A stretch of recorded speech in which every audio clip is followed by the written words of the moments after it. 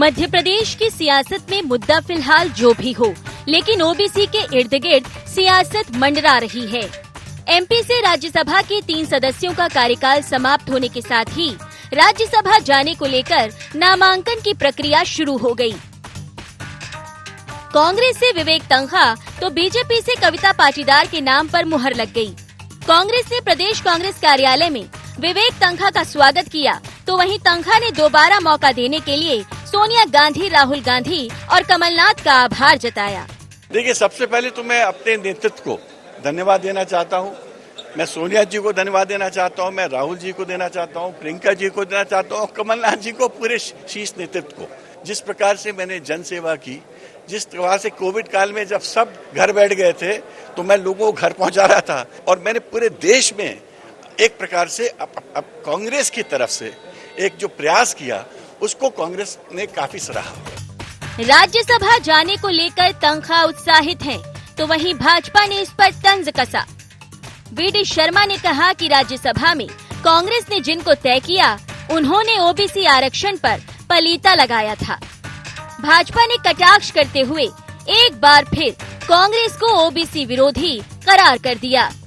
राज्यसभा में कांग्रेस ने जिन महानुभावों को तय किया है ना, उन्हीं महानुभावों ने ओबीसी के आरक्षण पर पलीता लगाया था। राज्यसभा के अंदर वो जाएंगे, लेकिन सर्वोच्च न्यायालय से लेकर के उच्च न्यायालय से लेकर सर्वोच्च न्यायालय तक ओबीसी को अवसर न मिले, ये प्रयास कांग्रेस के उन्हीं नेतृत्व ने किया था। वहीं राज्यसभा भेजे जाने को लेकर कविता पाटीदार भी पार्टी का धन्यवाद करती नजर आईं। उनकी माने तो पार्टी अंत्योदय के लिए काम करती है और आगे भी ये जारी रहेगा। देखिए, मैं हमारे केंद्रीय नेतृत्व माननीय प्रधानमंत्री मोदी जी को, माननीय हमारे राष्ट्रीय अध्यक्ष जगत प्रकाश नड्डा जी को, हमारे प्रदेश के यशस्वी मुख्यमंत्री माननीय शिवराज सिंह चौहान जी को, हमारे प्रदेश के अध्यक्ष माननीय विष्णुदत्त शर्मा जी को बहुत धन्यवाद प्रेषित करती हूँ। मुझ जैसी छोटी कार्यकर्ता को उन्होंने इतनी बड़ी जिम्मेदारी दी है और निश्चित ही राष्ट्रहित हम लोग के लिए साध्य है और इसी साध्य के साथ हम काम करने वाली पार्टी है और अंत्योदय को साथ में लेकर मध्य प्रदेश की विभिन्न जन कल्याणकारी योजनाओं और विकास को साथ में लेकर हम काम करने के लिए उतरेंगे। कविता पाटीदार को राज्यसभा भेजकर बीजेपी ने एमपी में ओबीसी के मुद्दे पर कांग्रेस को उलझा दिया है। जाहिर है प्रदेश में अभी पंचायत और निकाय चुनाव होने हैं।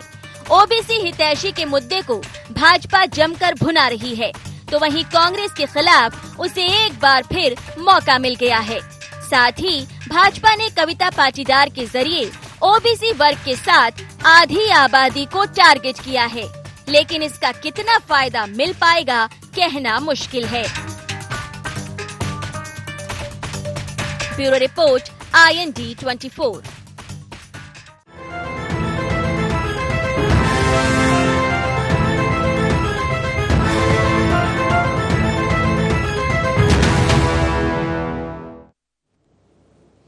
नमस्कार, IND एजेंडा में आपका स्वागत है। मैं हूं आपके साथ नाज़नीन नकवी। चर्चा को विस्तार देंगे, लेकिन पहले नजर एजेंडा पॉइंट्स पर। राज्यसभा के रण में भाजपा का ओबीसी दांव कितना होगा कारगर? क्या कविता पाटीदार को राज्यसभा भेज बीजेपी ने मारी बाजी? क्या कविता पाटीदार को राज्यसभा भेजकर भाजपा ने साधे 2 निशाने? और साथ ही सवाल ये भी कि कविता पाटीदार को राज्यसभा भेजने के आखिर मायने क्या है, क्योंकि अगर प्रदेश की सियासत की बात करें, लगातार आरक्षण का मुद्दा गरमाता रहा। ओबीसी हितैषी होने को लेकर कांग्रेस और बीजेपी अपने अपने दांव चलती रही और साथ ही साथ जनता के बीच ये मैसेज भेजने की कोशिश करती रही। लेकिन जब राज्यसभा चुनाव को लेकर बात आई और जैसे ही भेजने के लिए उम्मीदवार के चयन की बात आई, बीजेपी ने कविता पाटीदार का नाम आगे बढ़ा दिया। अब सवाल यह है कि क्या आधी आबादी के साथ साथ ओबीसी वर्ग को साधने की जो कोशिश भाजपा कर रही है, उसमें उसे कामयाबी मिल पाएगी? और कांग्रेस जहां उसने विवेक तन्खा के नाम को आगे बढ़ाया और जिस तरीके से विवेक तन्खा जिक्र कर रहे हैं कोरोना काल में आने वाली चुनौतियां और उससे कांग्रेस ने किस तरीके से डील किया था, कैसे जनता को फायदा पहुंचाया था, क्या जनता की याददाश्त को वापस वो तरोताजा कर पाएंगे और इसका फायदा क्या पंचायत और निकाय में भी कांग्रेस को मिलेगा? इस पर बात करते हैं, मेहमानों से सीधे जुड़ते हैं। हमारे साथ अनुराधा सिंह जुड़ रही हैं, प्रवक्ता हैं कांग्रेस की। बहुत स्वागत है आपका। हमारे साथ राकेश शर्मा जी हैं, पक्ष रखेंगे बीजेपी का, और रंजन श्रीवास्तव हमारे साथ जुड़ रहे हैं, वरिष्ठ पत्रकार हैं। बहुत स्वागत है आपका। शुरुआत करना चाहेंगे राकेश जी आपसे। चूंकि ये मामला जिसमें ओबीसी हितैषी नहीं है कांग्रेस, ये बात बीजेपी कह रही है, वीडी शर्मा ने भी कहा। आपने जिन्हें भेजा ये आपकी पार्टी की राय है, कांग्रेस जिन्हें भेज रही है ये कांग्रेस का अपना अंदरूनी मामला है, लेकिन इसमें ओबीसी को लाना, क्या मध्य प्रदेश की सियासत में जो मुद्दा लगातार चल रहा है वो खत्म ना हो, ये मकसद है? देखिए नाजनीन जी, अगर हम किसी बात को लेकर अगर जनता के बीच जाते हैं और जनता की मांग को अगर हम पूरा करते हैं तो उसको कहने का हमें अधिकार है। आप किसी भी न्यूज़ चैनल में कमलनाथ जी की बाइट देख लीजिए, आपके चैनल पे भी कमलनाथ जी की बाइट देख लीजिए, वो शुरू करते हैं कि ओबीसी के साथ अन्याय हो रहा है।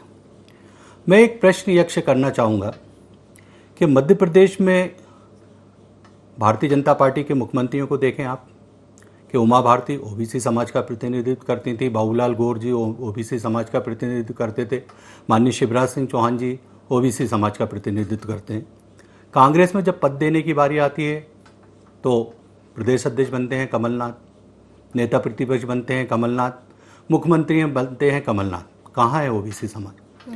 उसके बाद आप ये देखिए कि एक राज्यसभा का चुनाव आता है। आज राज्यसभा में भारतीय जनता पार्टी ने जो मध्य प्रदेश की महिलाओं का सम्मान बढ़ाया है, जो 50% महिलाएं प्रतिनिधित्व करती है, उनको जिम्मेदारी दी है, बड़ी जिम्मेदारी दी है, साथ ही साथ वो ओबीसी समाज का भी प्रतिनिधित्व करते हैं। आज अगर नेता प्रतिपक्ष कमलनाथ ने पद छोड़ा तो एक उच्च जाति के व्यक्ति गोविंद सिंह को नेता प्रतिपक्ष बनाया गया, क्यों नहीं किसी ओबीसी समाज को प्रतिनिधित्व दिया गया? आज राज्यसभा की बात आती है तो क्यों नहीं ओबीसी समाज को दिया गया? मैं एक और प्रश्न करना चाहता हूं कि हिंदुस्तान में मात्र मध्य प्रदेश ऐसा प्रदेश है जहां पे ओबीसी समाज को लेकर चुनाव हो रहे हैं। कमलनाथ जी इस बात का जवाब किसी भी मंच पे नहीं देते कि महाराष्ट्र में कांग्रेस के सहयोग से सरकार चल रही है और अगर वहां कोर्ट का फैसला आता है और उस फैसले को तुरंत वहां की सरकार मान लेती है, ना कोई रिव्यू पिटीशन दायर करती है, ना कोई उसका विरोध करती है, तो कमलनाथ जी की स्थिति वो है और कांग्रेस की कि हाथी के दांत खाने के ओर दिखाने के ओर। मेरा एक और कहना है, ओबीसी समाज का सबसे बड़ा नेता अरुण यादव जी कांग्रेस में प्रतिनिधित्व करते हैं। आप देखिए कि पहले उन्हें प्रदेश अध्यक्ष के पद से बेइज्जत करके हटाया गया, उसके बाद खंडवा लोकसभा में उनको टिकट नहीं दिया गया, अब राज्यसभा का भी टिकट काट दिया। कितने तीर कांग्रेस के नेता उनकी पीठ में मारेंगे? फसल वो बोते हैं और कांग्रेस के नेता काट के ले जाते हैं। बात में समझे तो ये है कि ओबीसी विरोधी है कांग्रेस। कहने के लिए आप कुछ भी कहते रहे अनुराधा जी, आप भले ही ये कहें कि आपने जो याचिकाएं लगाई थी आपका मकसद ये था कि ओबीसी को आरक्षण मिले, 27% की आपने बात कही थी, आपकी पार्टी ने कही थी, लेकिन जैसा कि राकेश जी कह रहे हैं और बीजेपी कह रही है, उनका मानना ये है कि आप कहते कुछ और है लेकिन होता कुछ और है। सबसे पहले मैं आईएनडी के दर्शकों को अपना नमस्कार करती हूँ। सबसे पहले मैं आपसे ये कहना चाहूंगी कि कांग्रेस पार्टी सदैव देश हित की बात करती है। बीजेपी ने कश्मीर फाइल्स करी, हमारे आदरणीय विवेक तनखा जी जो मध्य प्रदेश के एडवोकेट जनरल रहे, youngest advocate general, solicitor general रहे हैं और बहुत ही प्रख्यात वकील हैं और समाज सेवी हैं और एक जेंटलमैन के रूप में उनको पूरे प्रदेश का इंटरनेशनल ख्याति प्राप्त है। दूसरी चीज मैं आपसे ये कहना चाहूंगी, मुझे बहुत गर्व है कि मध्य प्रदेश के प्रथम मुख्यमंत्री पंडित कैलाश नाथ काटजू जी जो थे वो भी एक कश्मीरी ब्राह्मण थे और भारत के प्रथम प्रधानमंत्री पंडित जवाहरलाल नेहरू जी भी कश्मीरी ब्राह्मण थे। तो बीजेपी की कथनी और करनी में कितना फर्क है ये आप देखिए। अब मैं आपका ध्यान आकर्षण करना चाहूंगी कि अभी बीजेपी ने कश्मीर फाइल्स का बहुत हो हल्ला पूरे प्रदेश में, देश में बहुत किया। अभी राहुल भट्ट जी जिनकी अभी बड़गांव में जो अभी रिसेंटली डेथ हुई है, जिनको असैसिन किया गया है टेररिस्ट के द्वारा, उनकी वाइफ ने क्या कहा कि आदरणीय मोदी जी और Amit Shah ji please don't make Kashmiri Pandit scapegoat, बलि का बकरा ना बनाए कश्मीरी पंडितों को। बीजेपी क्या सियासत कर रही है? बीजेपी को तो एकमात्र आज भारत की संसद में एकमात्र कश्मीरी ब्राह्मण जो हैं पंडित जी हमारे आदरणीय विवेक तनखा जी को कांग्रेस पार्टी ने मौका दिया है और उनकी कार्यशैली देखिए, वो बिना भेदभाव के सबकी हमेशा मदद करने के लिए तैयार रहते हैं। और मैं आपसे ये कहना चाहूंगी कि आप ओबीसी की बात करते हैं तो ओबीसी के लिए रामजी महाजन कमीशन हमारे पूर्व मुख्यमंत्री आदरणीय अर्जुन सिंह जी ने बनाया। आदरणीय पूर्व मुख्यमंत्री दिग्विजय सिंह जी ने 14% आरक्षण दिया ओबीसी वर्ग को और आदरणीय कमलनाथ जी ने अब 2019 में 27% आरक्षण दिया। और बीजेपी क्या बात करती है? आज मैं आंकड़ों के साथ मैं आपके पास आई हूं। मैं आपको आंकड़े देख के ही बात करूंगी, क्योंकि बाय प्रोफेशन वकील हूं, तो फैक्ट्स में ही बात करूंगी। 9 से 10% मात्र पंचायत चुनाव में आज बीजेपी के द्वारा आरक्षण दिया जा रहा है, जबकि सरकार जो है शिवराज सिंह जी की सरकार ओबीसी वर्ग को धोखा दिया है और 35% का झूठा दावा करती है। अब मैं पॉइंट वाइज आ रही हूं, आपके पास फैक्ट्स हैं तो देख के ही बोलूंगी। पूरे मध्य प्रदेश में जिला पंचायत के कुल 875 सदस्य हैं, ओबीसी को मिले 98 पद, मात्र 98 पद ओबीसी वर्ग को मिले, यानी जिला पंचायत सदस्य के लिए 11.2% आरक्षण मिला है। 19 जिलों में एक भी पद ओबीसी के लिए आरक्षित नहीं है। Madam let me complete, madam मैंने इंटरफेयर नहीं किया था madam, no madam let me complete madam. Congress party हमेशा ओबीसी की हितैषी है और मैं आपसे फैक्ट पे बात कर रही हूँ। ये झूठा प्रचार, अनर्गल प्रचार क्यों किया जा रहा है मैडम? नहीं मैडम, बिल्कुल अनर्गल प्रचार। मैं आपसे फैक्ट्स पे, पॉइंट्स पे बात कर रही हूँ। जनपद पंचायत अध्यक्ष में 9.5% मात्र ओबीसी वर्ग को आरक्षण दिया जा रहा है, जबकि पद है 313। नहीं तो मैडम मुझे कांग्रेस पार्टी, मुझे अपना इतना डिटेल में मैडम मैं डिटेल में ही बात करूंगी, मैं फैक्ट पे ही बात करूंगी। कांग्रेस पार्टी हमेशा फैक्ट पे बात करती है, बीजेपी की तरह जुमलेबाजी नहीं करते। कांग्रेस कभी जुमलेबाजी नहीं करती, कांग्रेस यथार्थ पे बात करती है।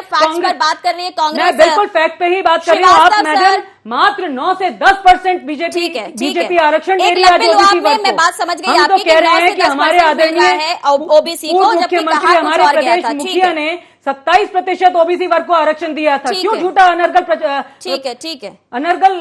रंजन जी, आपने अनुराधा जी को सुन लिया और ये फैक्ट्स जो हैं ये 2 दिन पहले ही सबके सामने आ गए थे, लेकिन कांग्रेस अब इसे जरूर सामने लाएगी, क्योंकि कांग्रेस ने 27% आरक्षण की बात की थी, लेकिन अनुराधा जी ने एक नए एंगल को भी सामने ला दिया है, क्योंकि अब यहाँ पर सिर्फ ओबीसी वर्ग की बात नहीं हो रही है, अब कश्मीरी पंडित की भी बात हो रही है। तो क्या आपको लग रहा है कि कांग्रेस ने एक नया मुद्दा यहाँ पर इजाद कर दिया है? क्योंकि राज्यसभा भेजे जाने को लेकर जब विवेक तन्खा को लेकर सवाल बीजेपी उठाती है, तो कश्मीरी पंडित का मुद्दा कांग्रेस आगे कर रही है। नहीं, बिल्कुल सही कहा आपने। कांग्रेस जरूर कश्मीर फाइल्स को आगे बढ़ाएगी, लेकिन अभी जो मुद्दा है, मुख्य मुद्दा चुनाव में, वो ओबीसी आरक्षण को लेकर के भाजपा लगातार हमलावर है कांग्रेस पर कि अगर एक कोर्ट नहीं जाते तो सुप्रीम कोर्ट का जो पहला जजमेंट आया बिना आरक्षण के चुनाव का नहीं होता। और भाजपा, चूंकि भाजपा के पिटिशन पे, सरकार के पिटिशन पे, मैं गलत बोल गया जी, सुप्रीम कोर्ट ने आरक्षण अलाउ कर दिया है, तो एक अपर हैंड भाजपा लेना बनाएगी चुनाव में लगातार कि हमारी वजह से आरक्षण मिला है।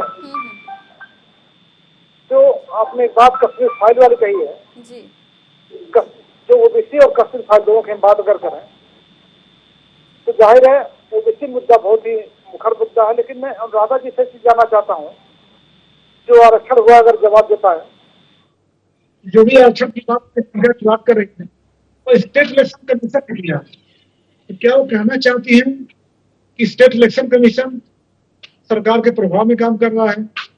शायद उत्तर दे पाए, क्योंकि जो आरक्षण हुआ है सुप्रीम कोर्ट के डायरेक्टिव पे हुआ है, और सीट जो बनी है, जो आरक्षित हुई है, और स्टेट इलेक्शन कमीशन ने किया, तो शायद कंफर्म कर पाए। फिलहाल कांग्रेस ने, बीजेपी ने मुद्दा पे, चूंकि एक ऑलरेडी चुनाव में सुप्रीम कोर्ट से जजमेंट आ चुका था फेवर में, दूसरा उन्होंने एक पाटीदार जी को, कविता जी को दे करके, कैंडिडेचर दे करके जाहिर स्टेप लेने की कोशिश की है, जिससे वो विश्व मुद्दे पे उनका चुनाव प्रचार हावी रहे और उसको आगे बढ़े।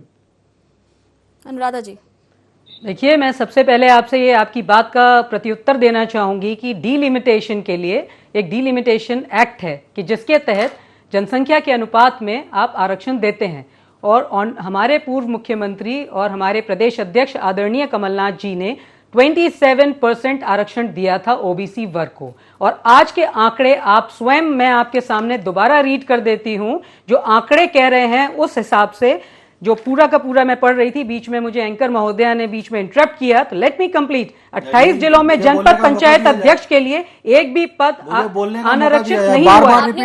जनपद पंचायत सदस्य 11.5% ओबीसी आरक्षण के लिए 780 पद ओबीसी पढ़ रही है वो जानकारी है। उन्होंने आपसे ये मैं फैक्ट पे ही बात कर रही हूँ मैडम, मैं फैक्ट पे ही बात कर रही हूँ। जो पूछा मैं कह रही हूँ कि आप मुझे बीजेपी, मेरा प्रश्न है क्या बीजेपी कश्मीरी पंडितों के विरोधी है क्या? जगमोहन जी गवर्नर थे, जनता दल की सरकार को केंद्र में भारतीय जनता पार्टी की सरकार थी, जब कश्मीरी पंडितों का पलायन हुआ, आज एक कश्मीरी ब्राह्मण को कांग्रेस पार्टी ने अपना राज्यसभा में उम्मीदवार घोषित किया है, तो ये तो पूरे देश के लिए हर्ष का विषय है। मैं तो कहूँ बीजेपी को भी स्वागत करना चाहिए। और बीजेपी कश्मीर फाइल्स की जहाँ बात करती है और जहाँ आज कांग्रेस जो कहती है, कांग्रेस ने वो किया, और कश्मीरी ब्राह्मण आदरणीय विवेक तनखा जी को जो आज नॉमिनेट किया है, तो उस पे इनको क्यों इतनी आपत्ति है? आपकी बात आ गई, आप 2 बार बोलिए, 3 बार बोलिए। आगे आपका सवाल कि कश्मीरी पंडितों को आगे करने से क्या बीजेपी को आपत्ति है?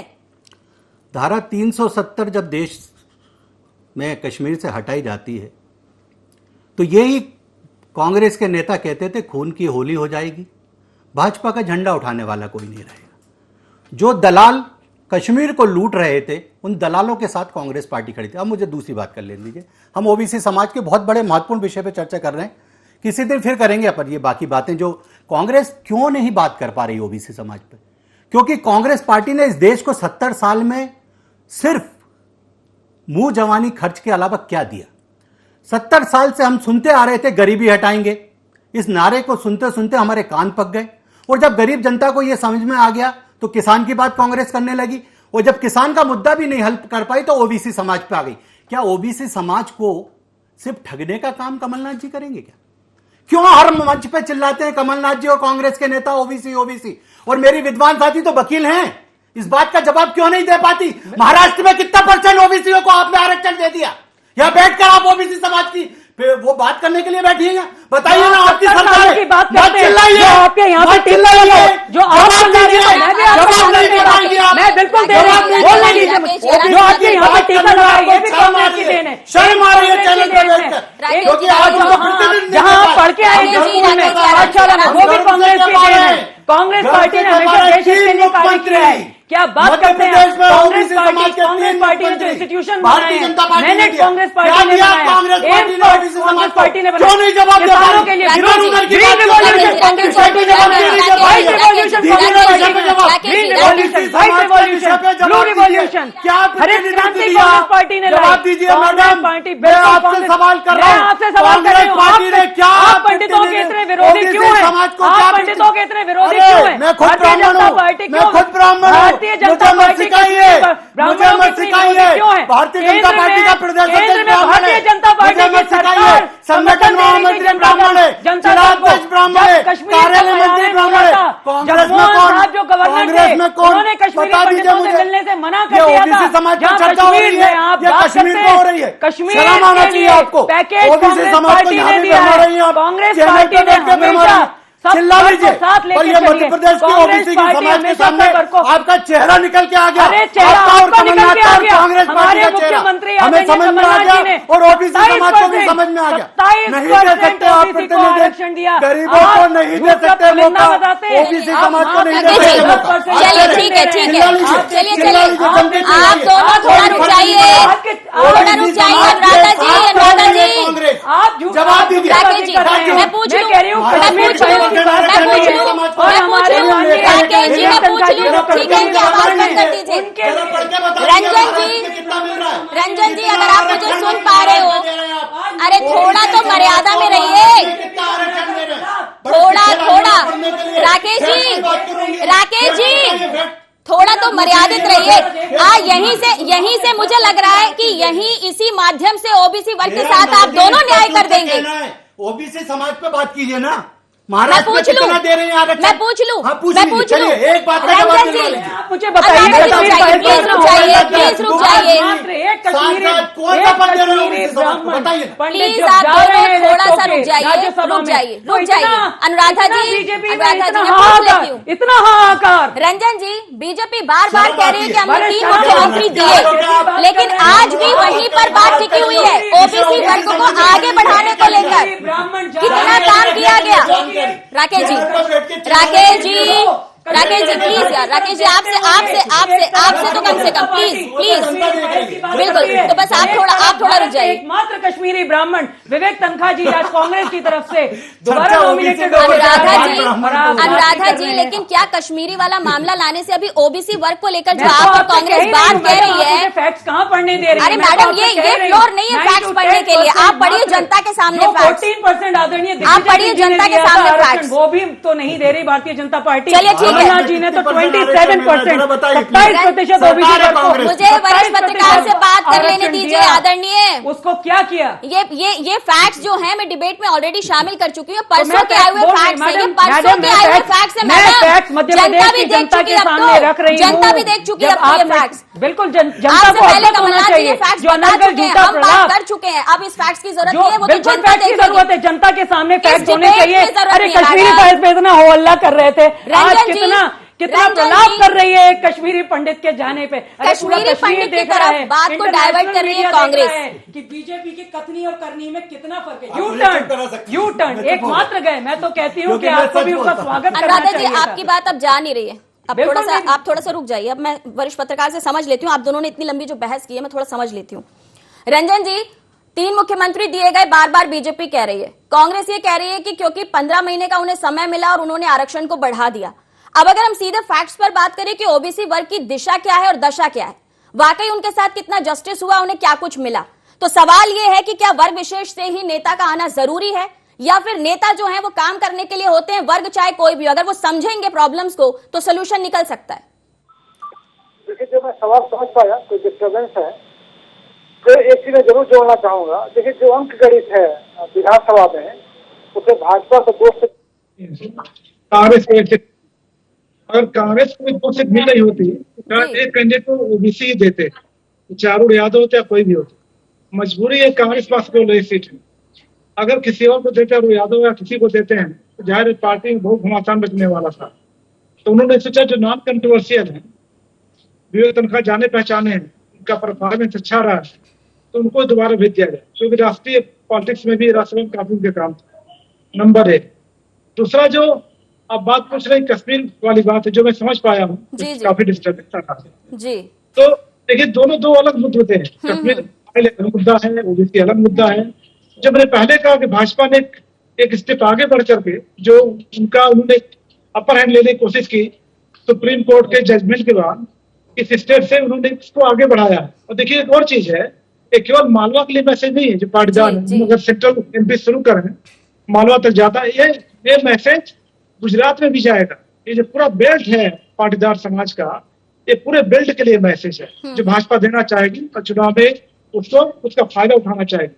कितना उठा पाएगी, कितना कन्विंस कर पाएगी, ये आगे आने समय बताएगा। लेकिन फिलहाल तो भाजपा पक्ष की 2 सीट है, उन्होंने इस पे दांव खेल दिया है और कांग्रेस की 1 सीट है, तो जाहिर है कि वो उसमें ओबीसी नहीं। बिल्कुल ठीक है अनुराधा जी, लोहा जितना गर्म होता है उस पर चोट का असर उतना ज्यादा होता है। अभी फिलहाल ओबीसी हितैषी होने की बात कांग्रेस कर रही है, बीजेपी कर रही है। अब ऐसे में आप अगर कश्मीरी पंडितों का मुद्दा लाते हैं तो आपको लगता है कि जनता भी इस पर ध्यान देने वाली?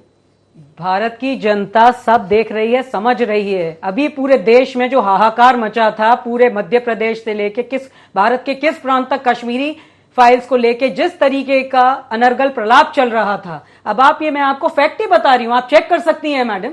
मैं फैक्ट्स पे ही बात करती हूँ, कांग्रेस पार्टी सदा फैक्ट्स पे बात करती है। जगमोहन जी गवर्नर थे जब कश्मीरियों का पलायन हुआ। अब आप दूसरी बात देखिए, भारतीय जनता पार्टी समर्थन दे रही थी और क्या बात करते हैं कश्मीरी फाइल्स में, क्या बात करते हैं, अरे आपने एक्शन क्यों नहीं लिया?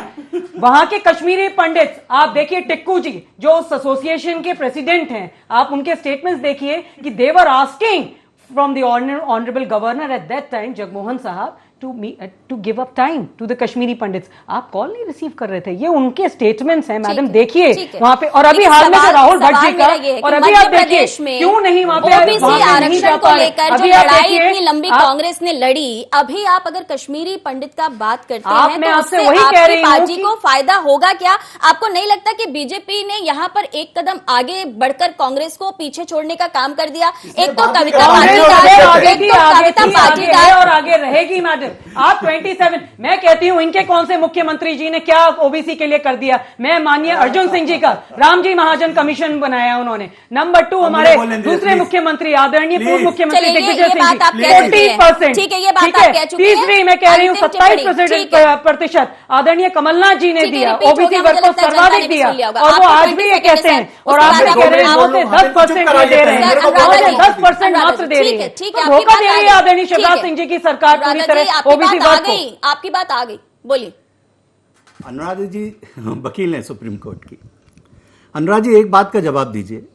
एक प्यारी सी बिटिया ने सुप्रीम कोर्ट में एक मामला लगाया था कि आरक्षण का कितना लेवल होना चाहिए। राकेश जी वक्त अरे एक सेकंड में जवाब दे रहा हूं मैम, ये जो चिल्ला चोट हो रही है ना, उस फैक्ट को बता रहा हूं मैं। फैक्ट ये होता है, उस बच्ची पे सुप्रीम कोर्ट ने कहा है कि 50% से अधिक आरक्षण नहीं होना चाहिए। कमलनाथ कैसे दे देंगे 27% आरक्षण? कौन गुमराह कर रहा है? दूसरी बात, महाराष्ट्र में कांग्रेस की सरकार ने कितना % आरक्षण दे दिया? जवाब तो दीजिए। ये कश्मीर की बात करती हैं, अगर मैं महाराष्ट्र की बात करता हूं कितना पर, ये जितना गुमराह करने की कांग्रेस पार्टी कोशिश करेगी उतनी जमीन में घुसती जा रही है। क्योंकि ये जो मोबाइल है ना, मोबाइल हर चीज फैक्ट दिखती है, एक मिनट में समझ में आती है। क्या सुप्रीम कोर्ट में फिलहाल सभी का बहुत शुक्रिया। सियासत का ये मिजाज है, राजनीति का ये मिजाज है कि बात कुछ और कीजिए लेकिन जवाब कुछ और आएगा, सवाल कुछ और पूछिए जवाब कुछ और आएगा। लेकिन सवाल ये है कि जनता के सामने जब जनप्रतिनिधि जाएंगे तब उनकी तरफ से क्या फैसला आएगा, इसका इंतजार रहेगा। फिलहाल इतना ही, दीजिए इजाजत, नमस्कार।